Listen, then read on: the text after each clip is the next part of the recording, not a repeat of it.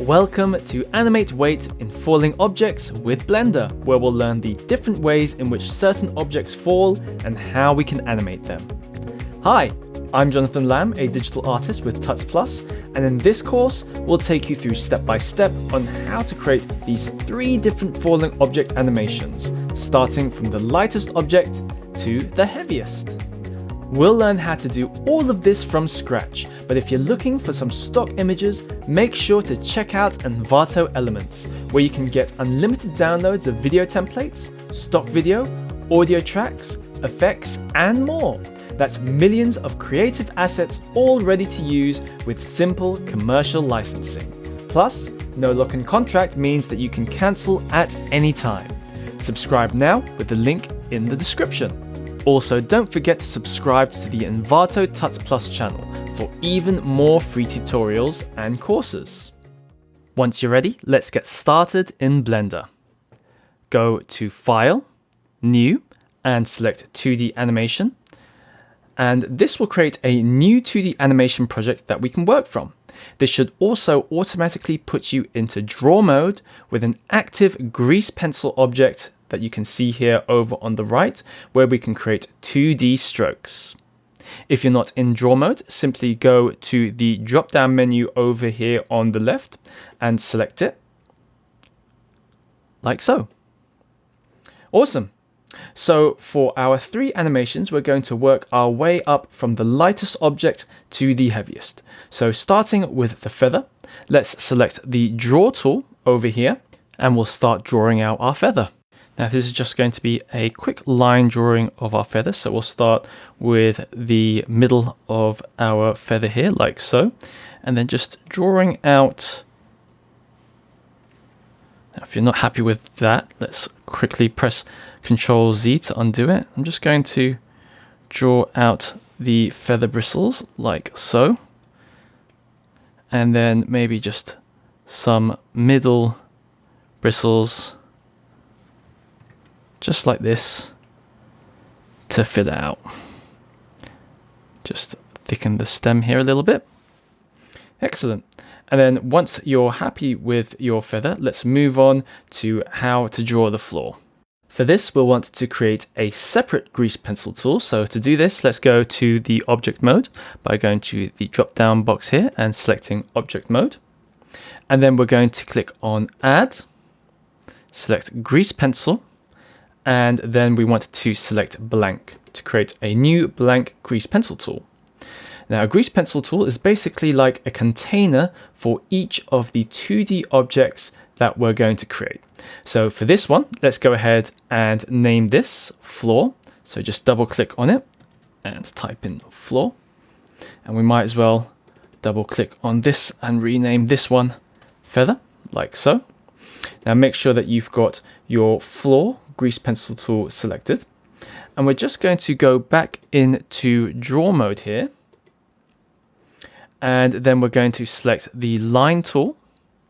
And we want to go ahead and draw out a line by holding down on the mouse button and dragging across our canvas like so. And if you press and hold the Shift key on the keyboard, it should lock it so that it's horizontal, keeping it at a 90-degree angle like so.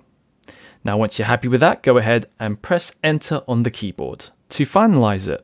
So now that we have the outline for our feather and the floor, let's go ahead and add a fill to add some color to this. Now, there are 2 ways to do this. The first is to simply use the draw tool again.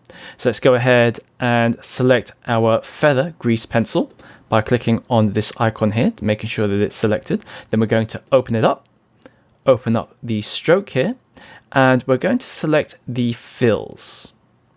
Now from there, let's use our grease pencil tool. Let's increase the radius a little bit of our brush strokes, and then just simply go ahead and fill in the color like so. Awesome. Now, the second way to do this is to use the paint bucket tool. Now to do this, we're going to need to create a new material. So let's go ahead and go to the material properties over here. And you can see here we've got 4 different materials that we can choose from that have already been created. We've got the solid stroke, which is what we've been using. We've got the square stroke, a solid fill, and a dot stroke. So let's go ahead and select the solid fill here. And you can see that it has the fill selected here, and we want to choose a new color. So we can change the color of our feather here, like so. And then once you've done that, go ahead and select the fill tool and then click on the area to fill it. Now, when you use the paint bucket tool, you have to make sure that there are no openings within your outline. Otherwise, it may spill out into the background area. Now, one of the best things about working with materials is that should you change your mind about working with a particular color, like let's say this blue that we've got on our feather, we can change it at any time. Just simply go ahead and select the material that is affecting the color of our feather here, in which case is this solid fill. You can see that by clicking the visibility icon here, we can go ahead and make sure that's the right material. And we can go over to the fill base color here, click on it, and you can see as we change the color, it changes it in real time, like so. So let's go ahead and change the color of our feather here, like so. And you can also do the same with any material that's affecting any part of our scene. So in this case, the only other thing we've got here is the strokes of our feather. So let's go ahead and select the solid stroke here and go over to the stroke. And the same thing again, just going ahead and changing the color of our stroke should we want to. Now, once you're happy with that, let's go ahead and move on to the animation. Now let's go back into object mode, and we're just going to rearrange these elements here to make sure that they are prepared for animation. So the first thing we're going to do is we're going to select the floor grease pencil here, and then we're going to use the move tool here, and we're just going to move our floor down like so. Then we're going to select our feather, and then the same thing again, just using the move tool, we're just going to move it up to the top like so. Now once we've done that, let's go ahead and add a new grease pencil tool like so, and we're just going to rename this movement path, and this is going to help visualize the movement path for our feather as it's floating down to the floor. So let's go ahead and go back to the draw mode here using our draw tool. We're just going to draw a movement path for our feather, starting at the top where our feather is positioned. Now there are 3 main parts to the animation. The first part is the initial fall, where the feather will be rocking from one side to the other in quite a large arc like so, and this will give it a weightless floating feeling. Then as we move further down, we go to the second part of the animation where the rocking gets a little bit smaller and a little bit deeper in places, and this will give it that feeling that the feather is slowly drifting downwards, being affected by small changes in the air. And then the third part of the animation is when it's just about to hit the floor, like so. And usually once an object falls to the ground, gravity is still working on it, and this will be the settling phase. For some objects, this means that they will bounce or squash, but for our feather, we want to create a gentle squash animation, which we'll demonstrate how to do later on. So once you're happy with the path, it's time to start animating the feather. So let's go to edit mode at the top here, making sure that we have selected our feather tool by clicking on the change the object button, like so. And you can see straight away that we've got our feather selected. And then over in the timeline here, let's go ahead and select both the keyframes for the lines and the fills. And then we're going to zoom in to our timeline here using the mouse wheel. And then we want to press Control D on the keyboard to duplicate these keyframes and move the keyframes to 10 frames forwards, like so. And we want to repeat this for as many times as our feather changes direction. Now, in this case, it's going to be about 14 times. So let's go ahead and duplicate the keyframes 14 times. So just continuously pressing Control or Shift D on your keyboard and then moving them forwards in the time frame at 10 frame intervals. Now let's go back to object mode here, making sure that we've got our feather grease pencil tool selected. We're going to use the move tool and let's move forwards in our time frame here to the 10 frames forwards, and we're going to move the selected feather to each point following our path that we created, like so. So we're just going to follow the path all the way down until it reaches the floor. So you can see here that I'm grabbing the green square, and this will allow me to freely move our feather in any direction of the canvas, not just up and not just left or right. We can just move it along like so. So every 10 frames forward in our timeline and moving it to each point like so until it reaches the floor. So like that. Awesome. And then you can see here, as we scrub back and forth on our timeline, you can see that we've already created this sort of crude feather falling animation like that. Now we can also press the play preview button here to see what it looks like. Now you can see it might seem a little bit fast at the moment, but we can make some adjustments to the speed later. For now, let's go ahead and focus on making the animation look a little bit smoother by adding some fill space between each keyframe. So let's repeat these steps again. This time, we want to select the keyframes at the beginning, press Shift D, and just adding keyframes in between each of the ones that we have at the moment. So I'm just going to zoom into our timeline here so we can see what we're doing. So I'm adding some keyframes between 1 and 10 here, adding keyframes between 10 and 20 here. And we're just going to keep doing this, selecting each of these keyframes, each of our main keyframes, then adding duplicates of these in the spaces in between. So pressing Shift D on the keyboard to do that.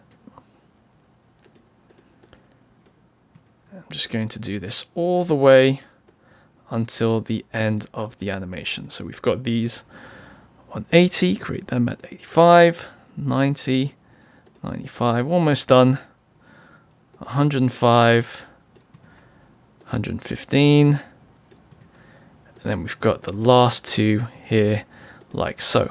Awesome. So let's zoom back out, and then in between each of these keyframes I'm going to go ahead and use the move tool again, and we're just going to drag the feather down so that it is in the space of our arc that we created. So you can see in between each of these spaces, you can see it sort of moves diagonally, but we want it to move in an arc. So let's move it back down so that it follows our movement path, like so. So it goes over there, and then we want it down on the path, and then move it down on the path like that. And then just make sure that it's following the movement path. So I'm just using the blue arrow key for this particular exercise here, as I just need to move the feather down. I don't really need to change the position anywhere else, just literally along the vertical plane. So just making sure that it goes down, up, then back down again until it reaches the very end of our animation as it hits the floor. So just down a little bit like that, so it still has that arc motion. Awesome.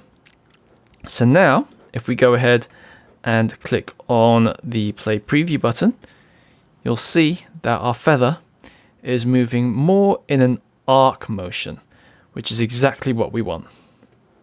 Excellent. Now let's go ahead and organize our keyframes by selecting each of our filler keyframes, holding Shift on the keyboard, like so, to select all of these in between. Just clicking and dragging across the keyframes like so. Making sure that you've got each of these. And then once you've done that, go ahead and press R on the keyboard and select breakdown. And this will just give you a visual difference for the different type of keyframes. So you can see here now, we've got smaller keyframes for the filler keyframes, and we've got big keyframes for each of the main ones. So every time the feather reaches a change of direction, we've got these big keyframes. Now at the end, so if we go ahead and scroll down to the end of our animation like so, we want to go ahead and add a settle animation to give the movement a more natural look. So let's go ahead and move to the middle keyframe here. And we're just going to use the scale tool here. And we're just going to squash our feather a little bit like so, and then move it slightly down. And then on the last keyframe, we're going to use the scale option here to scale it back up to its original size, and then move it back up again like so. So hopefully you should see a small little squash and stretch animation, just to give it a little bit of a settling feel. Awesome. So let's go ahead and play this back to see what it looks like. Great. Now that we're done with the animation, let's look at how we can adjust the speed to our liking. To do this, we need to go to the output properties, which is located on the side here where the printer icon is. Click on that. And then we want to go down to where it says time remapping. So let's open that up. And from here, if we want to slow the animation down, we want to increase the new value here. So let's go ahead and increase this from 100 to 200. And then just press the play button to see what that looks like. And you can see straight away that animation is a lot slower, which is exactly what we're looking for. And then if we want to speed up the animation, just simply decrease the value here. So I'm just going to use 70 as an example, and then just see what it looks like. And you can see that's significantly faster. So just go ahead and experiment with the new value here. I'm just going to make this 210 again, and then just see what sort of speed you're looking for. Awesome. And once you're done with the speed, once you're happy with the way that it looks, go ahead and hide the movement path here, and then you're ready to render. Now, if you go ahead and look at our timeline, you can see that our animation sort of cuts off just as it reaches the end. And that's because we've got an end keyframe here at 250. So let's go ahead and increase that to 300. And you can see now we've got our squash animation right at the end there. So let's review this animation one last time to make sure that we're happy with it. And then once you're happy, let's go ahead and move on to our next object, which is the pencil. So to draw the pencil, let's go ahead and first of all make sure we're in object mode, and we're going to create a new grease pencil, and let's rename this pencil like so. And then we're going to go to draw mode, and then using the draw tool here, we're going to make sure that the strength of our pen is at 100% or at 1. And then we're going to bring the radius down to about between 10 and 20. So we're just going to put a radius of 15 pixels here. And let's go ahead and start drawing our pencil. So to start, let's go ahead and draw out the body like so. So just a straight line for both sides of the body. And then the base of the pencil here, we're going to draw. So just make sure it's just one line here. And then we're going to draw the rubber. So let's bring this round, make a line for that base of the rubber, and we'll draw a rubber base here. And then let's draw the tip of the pencil. So let's make a triangle for the tip, and then fill in that tip at the top like so. And then let's go ahead and draw two straight lines right down the pencil like so. And there we have a simple line drawing of our pencil.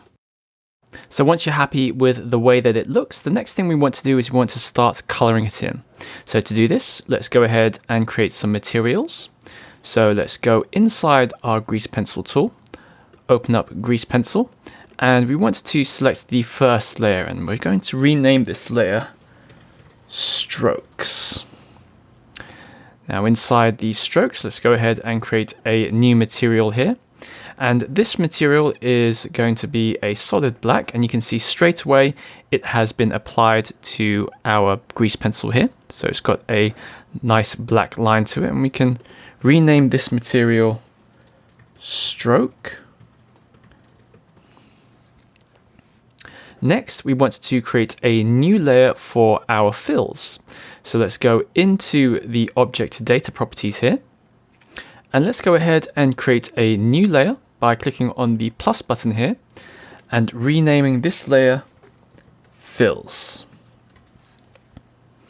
Now we want to make sure that the fills is underneath our strokes. So let's select our strokes here and click on the up arrow here to make sure that the strokes is above the fills like so. Then we're going to select our fills here, go back to the materials panel here, and let's create a new material. So click on the add material slot here, click new, and instead of a stroke, let's create a fill. So make sure you're clicking on the fill checkbox here. And for our color, for our first color, let's create a nice bright or light yellow like so. And this time, with our fills selected, let's go ahead and use the draw tool to fill this pencil in. So let's go ahead and zoom in to our pencil here using the zoom tool and the move tool here. And from there, let's go ahead and use the draw tool. And the way that you use the fill material here, instead, let's name this yellow, is that you click and drag the mouse like so, and you can see that it creates these shapes. So we're going to sort of draw roughly where our pencil's body is, and that's looking a little bit too green for me, so let's bring this into the warmer side like so. And now let's create a new material here. Again, a fill. And this time we're going to use this for the tip of the pencil. So it's going to be a sort of peachy color here, like so. And let's name this tip. And then just drawing over the tip of the pencil, like so. And then next we're going to do the rubber bit. So let's go ahead and create a new material here. Again, making sure that you select fill here. And this is going to be the silver part of the tip. So just a gray color here will do. So let's name this gray. And then again, using the draw tool here to just roughly draw around that section there.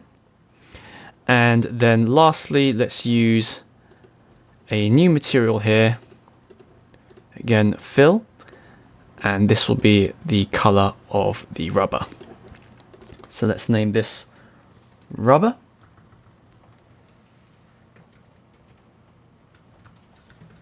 Like so. And for this, because this is a enclosed space here, you can just go ahead and use the fill tool like that. Awesome.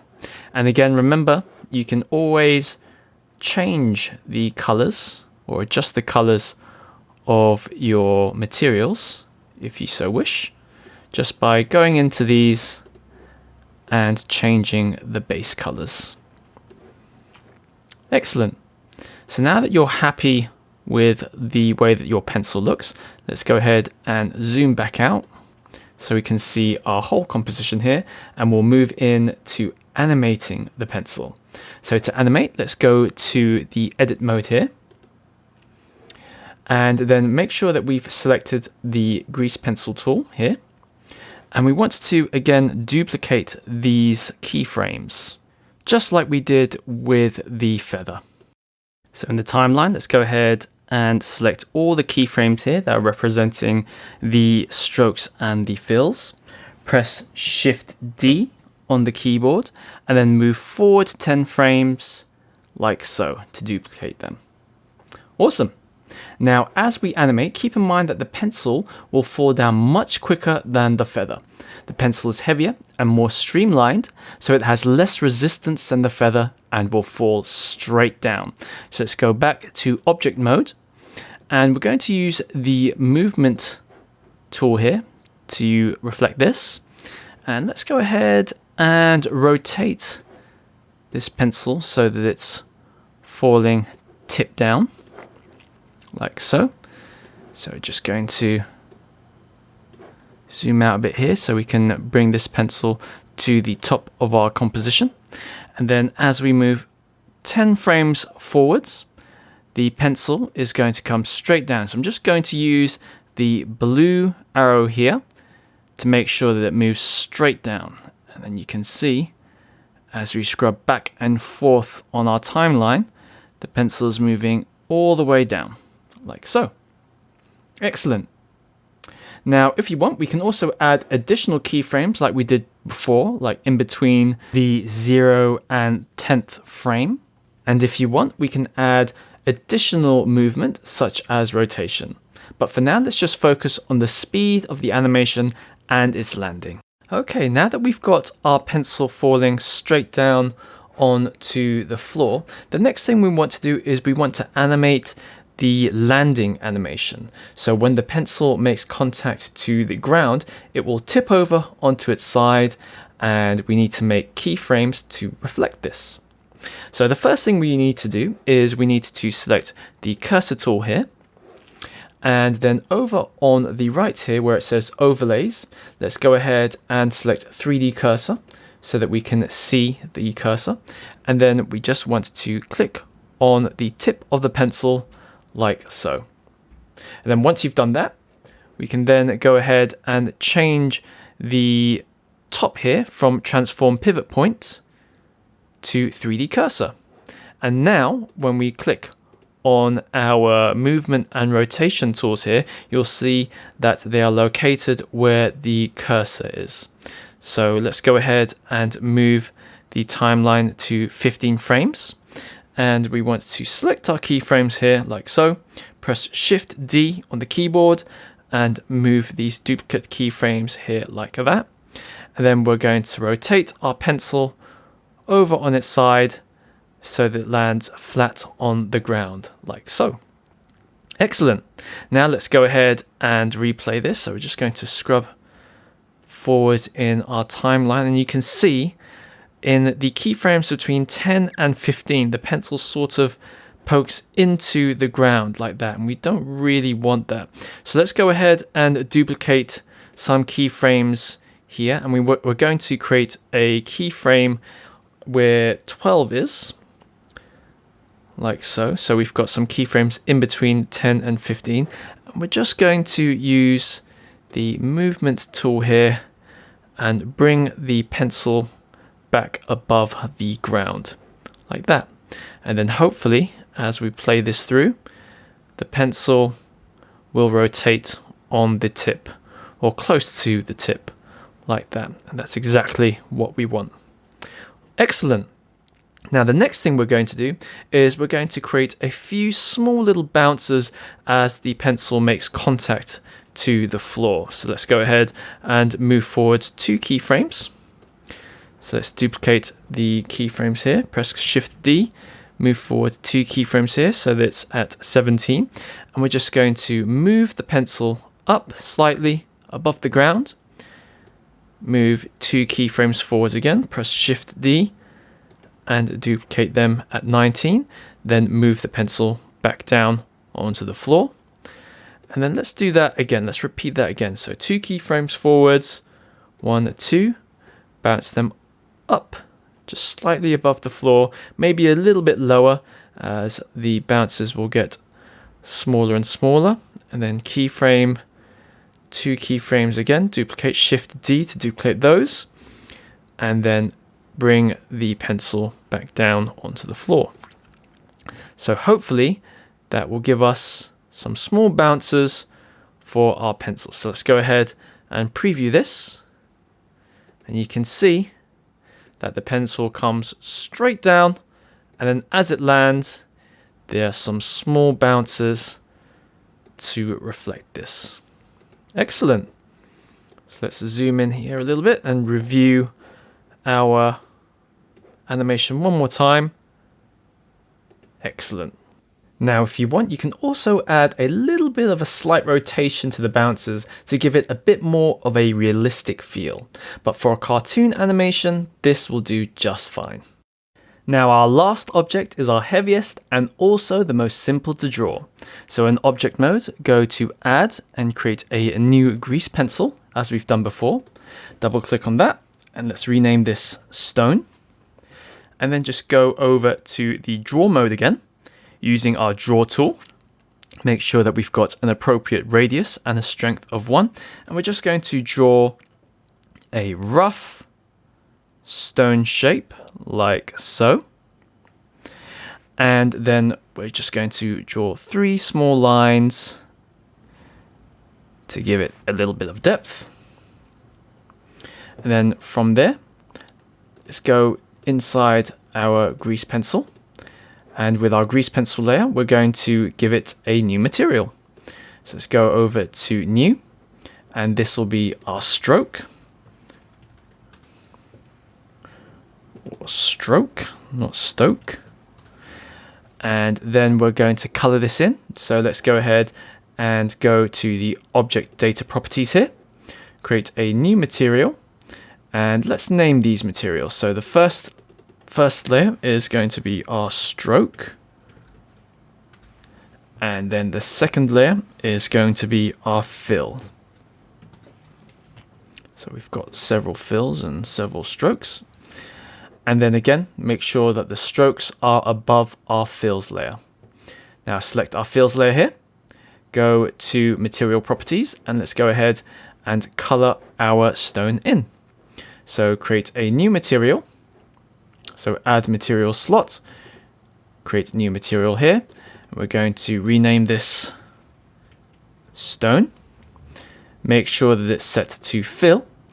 And for the fill color, we're just going to give it a dark gray, like that. And then using either our fill tool or our pen tool, we're just going to fill inside our stone like so. Cool. That's a little bit too dark for me, so let's make this slightly lighter. And then once you're happy with that, let's go ahead and close these all down. And now it's time to animate. So first, let's go to edit mode.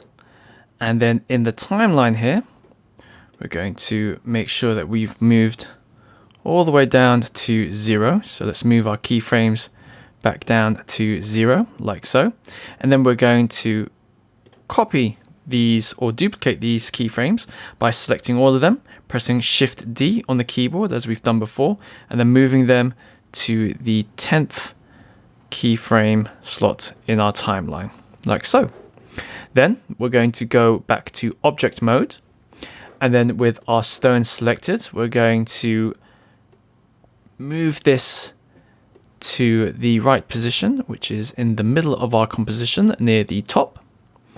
And then we're going to do the same thing again, just going to select the cursor tool here, go over to viewpoint overlays, make sure that 3D cursor is selected so that we can see it, and then just click on the bottom or near the base of our stone, like that.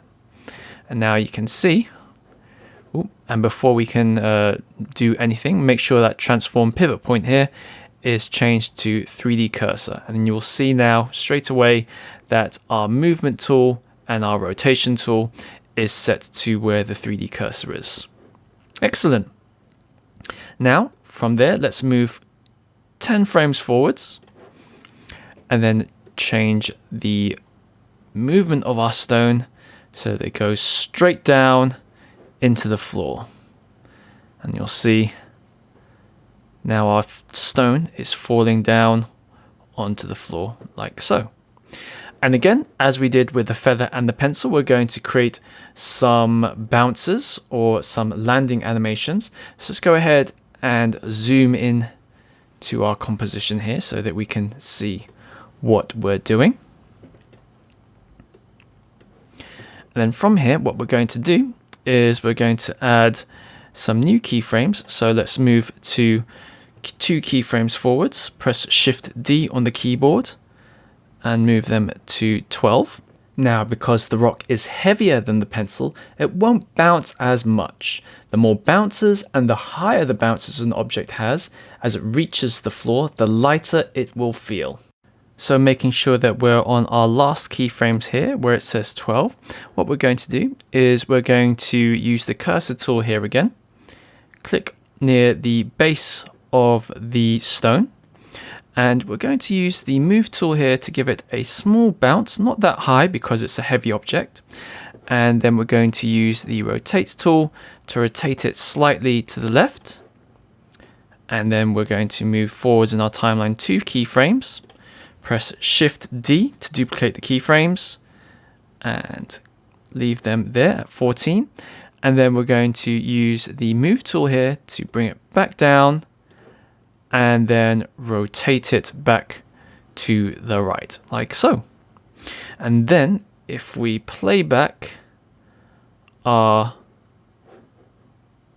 animation, you'll see that the stone now has a small bounce as it hits the floor. Awesome. Now, if you want, you can add some more bounces to the stone depending on how high the stone is falling. But because this is a heavier object, we want to reflect this by giving it less bounces than the pencil. So now let's go ahead and zoom out here so that we can see our animation in its fullest. So move back to the first keyframe, press play, and there you have it. Cool. Now for the rock, let's go ahead and make it fall a little bit faster than the pencil, just to give it a feeling of weight. Now to do this, we want to go to the output properties, which is the printer icon on the side here. And then we go to the time remapping section here. And just as what we did with the feather, to increase the speed, we can decrease the number. And to decrease the speed, we increase the number. So let's go ahead and make this something like 80. And let's play that through to see what it looks like. Excellent. Now, because this is a small animation and the same with the pencil, we can go ahead and go over to the end frame here. And let's end this at 30. So this is useful if you want a looping animation, like so.